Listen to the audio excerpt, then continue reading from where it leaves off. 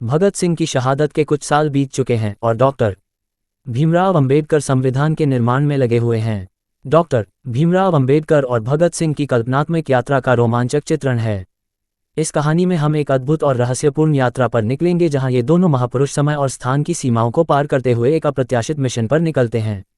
शीर्षक: अनजानी मंजिल की ओर। भूमिका: ये कहानी 1940 के दशक में घटती है, जब भारत की स्वतंत्रता संग्राम में जोश चरम पर था।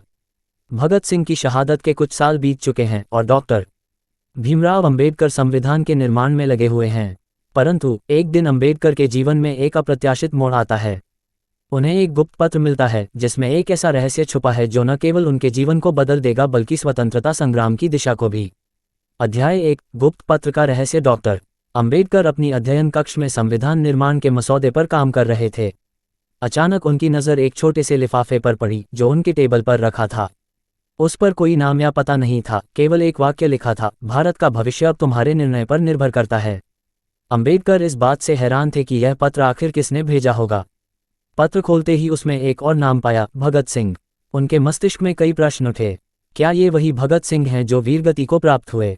अध्याय 2: समय यात्रा का द्वार। पत्र में अंबेडकर को एक विशेष स्थान पर मिलने के लिए बुलाया गया था। वहां पहुंचते ही उन्होंने पाया कि एक अजीब सी चमकती हुई मशीन उनके सामने थी। अचानक उस मशीन से एक धुंधली आकृति प्रकट हुई: भगत सिंह। यह एक चमत्कार था। भगत सिंह ने उन्हें बताया कि वे एक गुप्त मिशन पर हैं जो समय के परे की यात्रा है। अध्याय 3: एक खतरनाक मिशन का आरंभ। अंबेडकर और भगत सिंह दोनों इस मिशन को पूरा करने के लिए समय यात्रा की मशीन में प्रवेश करते हैं और 21वीं सदी के भारत में पहुंच जाते हैं। यहाँ उन्हें कुछ अप्रत्याशित चीजें देखने को मिलती हैं। भारत तो स्वतंत्र था, लेकिन समाज में अभी भी कई प्रकार की असमानताएं और अन्याय व्याप्त थे। दोनों को ये समझ आ गया कि उनका मिशन अभी अधूरा है। अध्याय 4: दुश्मनों का जाल। 21वीं सदी के कुछ शक्तिशाली व्यक्ति अंबेडकर और भगत सिंह की इस यात्रा को रोकना चाहते हैं। वे उनके पीछे जासूस भेजते हैं और एक एक करके उनके मिशन में रुकावटें डालते हैं। अध्याय 5: अंत की ओर बढ़ता रहस्य। अंततः भगत सिंह और अंबेडकर ने आधुनिक भारत को एक नए दृष्टिकोण से देखा और समझा कि संविधान और सामाजिक सुधारों को नई ऊर्जा देने की आवश्यकता है। यह उनकी आखिरी मुलाकात थी, लेकिन उनकी आत्मा हमेशा भारत के साथ रहेगी। कहानी के इस प्रारूप में डॉक्टर भीमराव अंबेडकर और भगत सिंह के जीवन और उनके विचारों को कल्पनात्मक ढंग से जोड़ा गया है ताकि दोनों महापुरुषों का एक सम्मिलित मिशन दिखाया जा सके। भगत सिंह भारतीय स्वतंत्रता संग्राम के महान क्रांतिकारी थे, जिनका जन्म 28 सितंबर 1907 को हुआ था।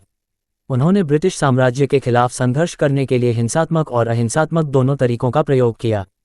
भगत सिंह का उद्देश्य था कि भारत न केवल राजनीतिक रूप से स्वतंत्र हो, बल्कि आर्थिक और सामाजिक न्याय भी स्थापित हो। उनके विचार समाजवादी दृष्टिकोण पर आधारित थे, जिसमें सभी के लिए समानता, स्वतंत्रता और न्याय की बात की गई है।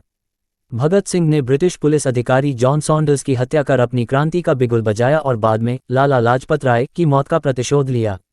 भगत सिंह का मानना था कि समाज की असमानता को दूर किए बिना पूर्ण स्वतंत्रता संभव नहीं है। डॉक्टर भीमराव अंबेडकर भारत के प्रमुख समाज सुधारक, विधिवेत्ता और भारतीय संविधान के निर्माता थे। उनका जन्म 14 अप्रैल 1891 को हुआ था।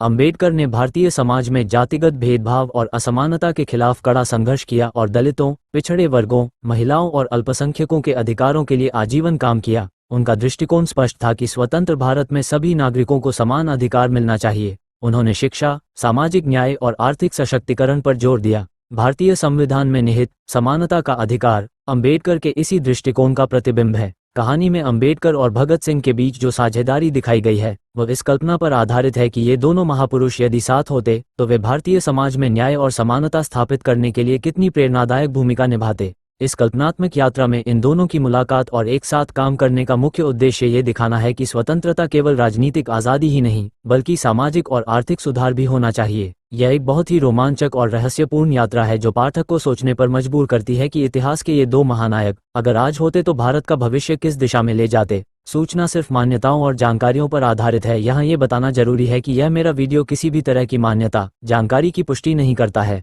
किसी भी जानकारी या मान्यता को अमल में लाने से पहले संबंधित विशेषज्ञ से सलाह लें। धन्यवाद।